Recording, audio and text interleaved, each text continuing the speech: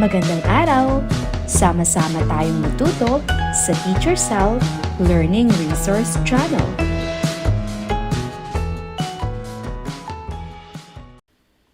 Matatag, Revised K-12 Curriculum. Araling Panlipunan 4. Quarter 1, Week 2. Ang ating paksa ay ang Heograpiya ng Pilipinas. Puno ng Karunungan. Narito ang larawan. Puno ng karunungan. Pumitas ng bunga at ibigay ang kahulugan ng salitang nasa likod nito. Narito ang mga salita. Longitude, mapa, latitude, globo, Ecuador, tropiko ng Cancer, prime meridian, tropiko ng Capricorn. Madalas na ginagamit natin ang mga direksyon sa pagtukoy sa kinaroroonan ng isang lugar. Paano makatutulong ang kaalaman sa pangunahin at pangalawang direksyon sa pagtukoy sa absolute o tiyak at relatibong lokasyon ng isang lugar? Atin mo nang alamin ang mga ibig sabihin ng mga salitang ito. Tiyak na lokasyon. Ito ay nakabase sa latitude at longitude ng isang lugar. Ito ay itinatakda sa pagtiyak ng eksaktong lokasyon ng kabisera nito sa pamamagitan ng latitude at longitude. Relatibong lokasyon, ang pagbibigay ng direksyon ay ibinabatay sa mga katabing lugar nito. Ang pagbibigay ng lokasyon ay batay sa posisyon ng lugar. Grid, ang lugar sa mapa kung saan nagtatagpo ang mga guhit, latitude at longitude. Kaugnay na paksa bilang isa, tiyak o absolute at relatibong lokasyon. Halina't tuklasin. Panoorin ang video tungkol sa tiyak at relatibong lokasyon. Narito ang link. Ang pamagat ay AP5 Unit 1, Aralin 1, Pagtukoy sa tiyak at relatibong lokasyon, pagbasa ng mapa.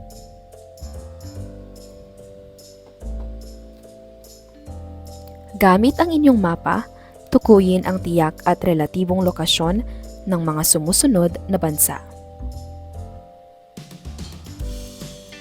Narito ang mga bansa: Pilipinas, Korea, Japan, Taiwan, China.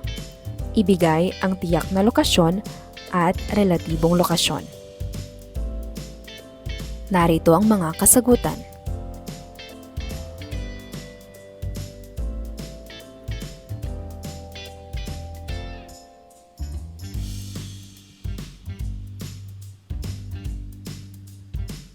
Para sa ikalawang araw, kaugnay na paksa bilang isa, tiyak o absolute at relatibong lokasyon. Acting action. Bumuo ng 5 pangkat sa klase.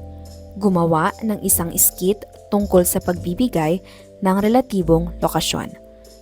Gumamit ng mga bagay na makikita lamang sa loob ng classroom.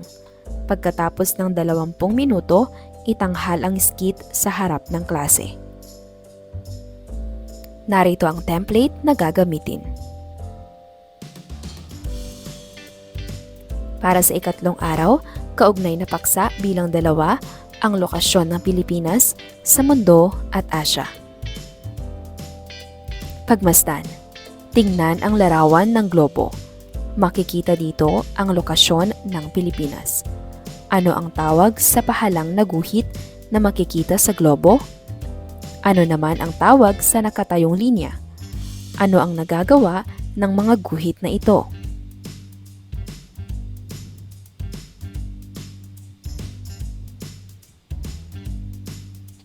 May 2 paraan ng paglalarawan ng lokasyon ng bansa: insular at bisinal. Insular ang tawag kung ang paglalarawan sa lokasyon ay batay sa kalapit na anyong tubig. Bisinal naman kung ang batayan ay ang mga katabing anyong lupa. Ikot repolyo. Ipasa ang papel na repolyo sa kaklase habang may musikang pinapatugtog. Paghinto ng tugtog, babalatan ng may hawak sa papel na repolyo. Ang mga tanong na nasa repolyo ay tungkol sa pagtukoy ng lokasyon ng Pilipinas sa mundo at Asya, gamit ang tiyak at relatibong lokasyon. Tukuyin ang dalawang espesyal na guhit kung saan matatagpuan ang Pilipinas. Tama, Ecuador at Tropic of Cancer. Ibigay ang tiyak na sukat ng latitude ng kinalalagyan ng Pilipinas. Pagitan ng 4 degrees at 21 degrees latitude. Ibigay ang tiyak na sukat ng longitude ng kinalalagyan ng Pilipinas.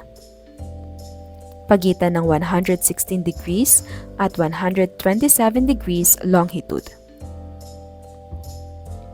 Anong bahagi ng mapa o globo ang kinalalagyan ng Pilipinas kung pagbabasehan ang sukat ng latitude nito? Hilaga. Anong bahagi ng mapa o globo ang kinalalagyan ng Pilipinas kung pagbabasehan ang sukat ng longitude nito? Silangan. Ano ang tawag sa lugar sa globo kung saan nagtatagpo ang mga guhit ng latitude o longitude? Grid. Ano ang tawag sa katumbas na bilang o sukat ng distansya ng mga linya sa mapa o globo? Degree. Ano ang tawag sa lokasyon na tinutukoy sa pamamagitan ng paglalarawan sa kinalalagyan ng puok batay sa mga karatig na anyong lupa at anyong tubig? Relatibong lokasyon. Ano ang tawag sa paglalarawan ng lokasyon ng bansa sa pamamagitan ng mga anyong tubig na nakapaligid dito? Insular. Ano ang tawag sa paglalarawan ng lokasyon ng bansa sa pamamagitan ng mga anyong lupa na nakapaligid dito? Besenal. Sulat-isip. Punan ng tamang sagot ang talaan. Para sa unang kolum, bansa, halimbawa Pilipinas. Ibigay ang tiyak na lokasyon at relatibong lokasyon, insular at bisinal.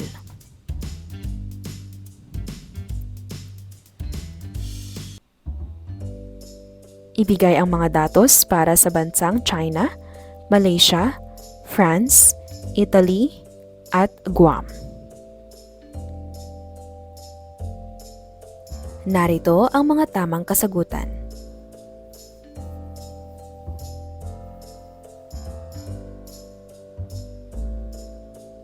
Balikan muli ang mga napag-aralang konsepto tungkol sa paggamit ng mapa at globo.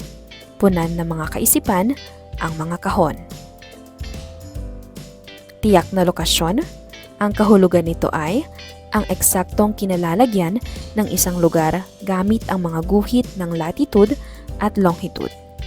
Para sa halimbawa, ang tiyak na lokasyon ng Pilipinas ay 13 degree at hilagang latitude at 122 degrees silangang longitude.